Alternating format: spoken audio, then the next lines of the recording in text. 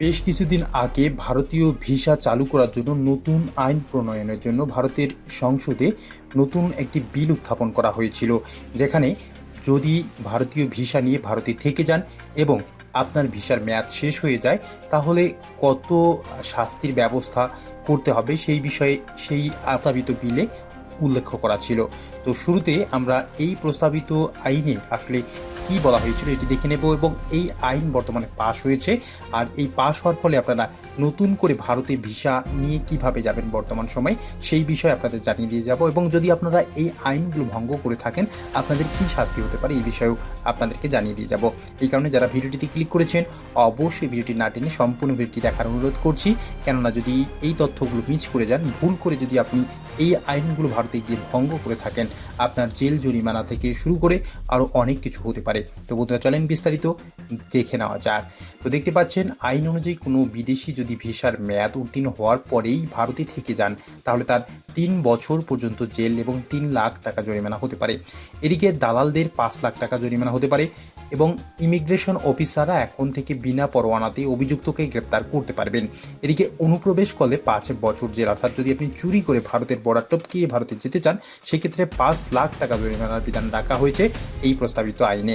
এছাড়াও আরও একটি বড় প্রস্তাবিত আইনে উল্লেখ ছিল, সেটি হচ্ছে আপনি যদি ভারতে কোনো আত্মীয়র বাসাতে যান সেই ক্ষেত্রে আপনি যে যাচ্ছেন তার বাসাতে কতদিনের জন্য যাচ্ছেন এবং কী কারণে যাচ্ছেন এই মর্মে লিখিত আকারে সেই আত্মীয়কে তার থানাতে গিয়ে জানিয়ে আসতে হবে যে আমার বাড়িতে অমুক এসেছে অমুক দেশ থেকে। তো যদি এই কাজটি তার আপনার আত্মীয় না করে থাকে সেক্ষেত্রে তারও জেল জরিমানার বিধান রাখা হয়েছে। তো এখন আমরা দেখব যে ভারতের নতুন বিদেশি নিয়ন্ত্রণ আইন কঠোর শাস্তি ও নিরাপত্তার ভারসাম্য, এতে করে আপনার আমার কি হতে পারে যদি এই আইনগুলো ভঙ্গ করে থাকি। ভারত সরকার বিদেশি নাগরিকদের উপর নিয়ন্ত্রণ জোরদার করতে একটি কঠোর প্রস্তাবিত আইন এনেছে।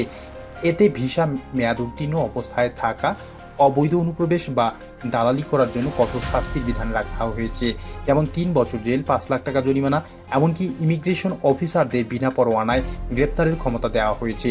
এই আইন কি অতিরিক্ত কঠোর নাকি জাতীয় নিরাপত্তার জন্য প্রয়োজনীয়? প্রাসঙ্গিকতা, নিরাপত্তা বনাম স্বাধীনতা। ভারতে অবৈধ অভিবাসন, বিশেষত প্রতিবেশী দেশে থেকে ভিসা লঙ্ঘন দীর্ঘ দিনের সমস্যা, এই আইন তা রোধে সাহায্য করবে। তবে বিনা পরোয়ানায় গ্রেপ্তার ইমিগ্রেশন কর্তৃপক্ষকে শক্তিশালী করলেও মানবাধিকার সংগঠনগুলি এটিকে ক্ষমতার অপব্যবহারের দরজা খোলা বলে দেখছে। অর্থনৈতিক প্রভাব, দালালদের বিরুদ্ধে কঠোর শাস্তি, 5 লাখ জরিমানা অবৈধ পাচার রোধে সাহায্য করতে পারে, কিন্তু ভুলবশত ভিসা মেয়াদ ভুলে যাওয়া পর্যটক বা ছাত্রদের জন্য এই শাস্তি কি বেশি কঠোর হচ্ছে না? আন্তর্জাতিক প্রতিক্রিয়া, মার্কিন যুক্তরাষ্ট্র ইউএস এর মতো দেশগুলো ভিসা লঙ্ঘনের কঠোর শাস্তি আছে, কিন্তু ভারতে গ্রেপ্তারের ক্ষমতা প্রশ্নের জন্ম দিতে পারে। সমালোচনা ও চ্যালেঞ্জ, মানবাধিকার ঝুঁকি, বিনা পরোয়ানায় গ্রেপ্তারের ফলে নিরপরাধ বিদেশিরা হয়রানির শিকার হতে পারেন। প্রয়োগের অসামঞ্জস্য, গরিব দেশগুলির যেমন বাংলাদেশ, মিয়ানমার নাগরিকরা বেশি ক্ষতিগ্রস্ত হতে পারেন। পর্যটনের প্রভাব, কঠোর শাস্তির খবরে কিছু পর্যটক ভারত এড়াতে পারেন। সর্বশেষ, এই আইন অবৈধ অভিবাসন ও সন্ত্রাসবাদ রোধে কার্যকর হতে পারে, তবে নিরাপত্তা ও মানবাধিকারের মধ্যে ভারসাম্য রাখা জরুরি। সরকারের উচিত স্পষ্ট গাইডলাইন দেওয়া, যাতে নিরীহ বিদেশিরা যেন শিকার না হন। বিনা পরোয়ানায় গ্রেপ্তারি কি গণতান্ত্রিক দেশে গ্রহণযোগ্য? ভিসা মেয়াদ ভুলে যাওয়া একজন বিদেশির জন্য 3 বছরের জেল কি ন্যায্য? এই আইন কি পর্যটন ও বৈদেশিক সম্পর্কে ভারতের ক্ষুণ্ণ করতে পারে?